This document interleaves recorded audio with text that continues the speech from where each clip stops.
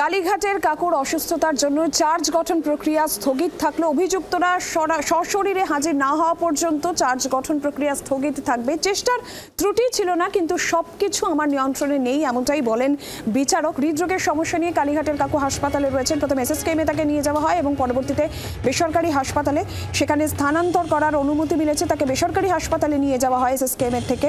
Charge গঠন সংক্রান্ত পরবর্তী শুনানি 2রা জানুয়ারি। আজকে আদালতে হাজিরার আগেই অজ্ঞান হয়ে যান কালীঘাটের কাকু।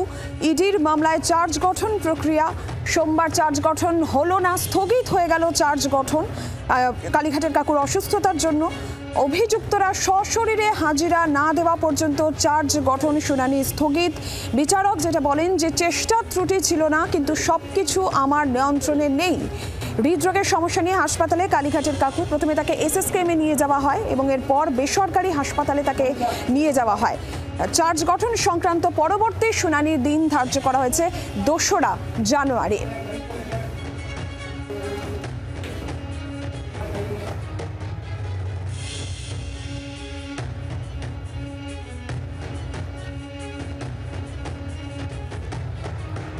কালীঘাটের কাকুর অসুস্থতার জন্য চার্জ গঠন স্থগিত থাকলো।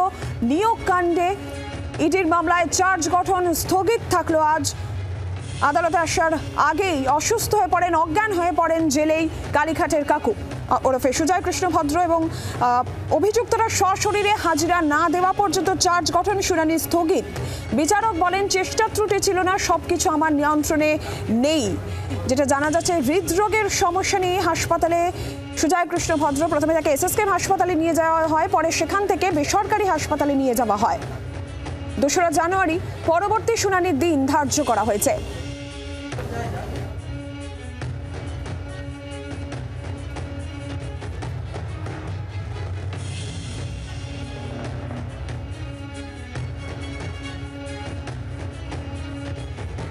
আর এই মুহূর্তে আলিপুর বেসরকারি হাসপাতাল, সেখান থেকে আমাদের প্রতিনিধি রনয় তিওয়ারি সরাসরি রয়েছেন আমাদের সঙ্গে। রনয়, কি জানা যাচ্ছে হাসপাতাল সূত্রে সুজয় কৃষ্ণ ভদ্রের শারীরিক অবস্থার বিষয়ে?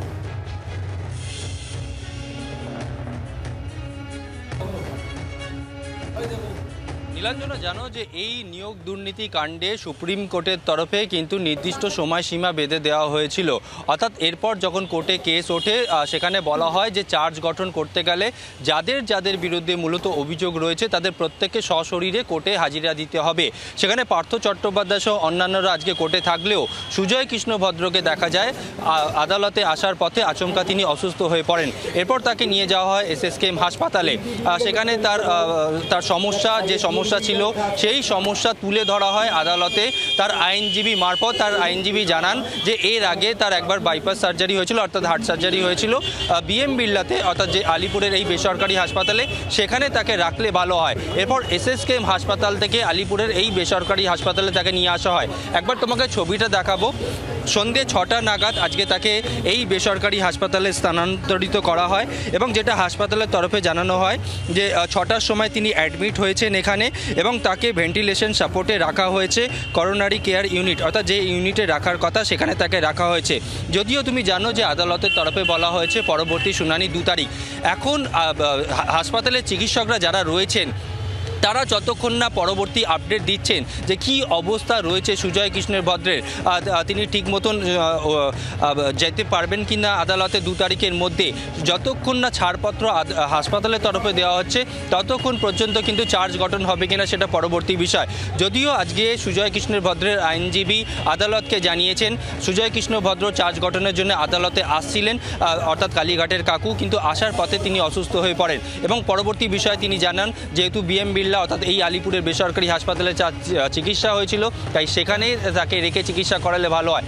সওয়াল জবাব চলে, দীর্ঘক্ষণ সওয়াল জবাব চলে। যদিও এই মুহূর্তে তিনি সেখানে চিকিৎসাধীন রয়েছেন এবং হাসপাতালের তরফেও জানানো হয়েছে একদম অফিসিয়ালি যে তিনি ভেন্টিলেশন সাপোর্টে রয়েছেন, কিন্তু তার কতটা অসুস্থ তিনি কথা বলতে পারছেন কিনা বা পরিবারের সদস্যরা তাদের সঙ্গে কথা বলতে পেরেছেন কিনা এই বিষয়ে কিন্তু কোনো মন্তব্য করতে চাওয়া হয়নি, মন্তব্য করতে চাননি হাসপাতাল কর্তৃপক্ষ।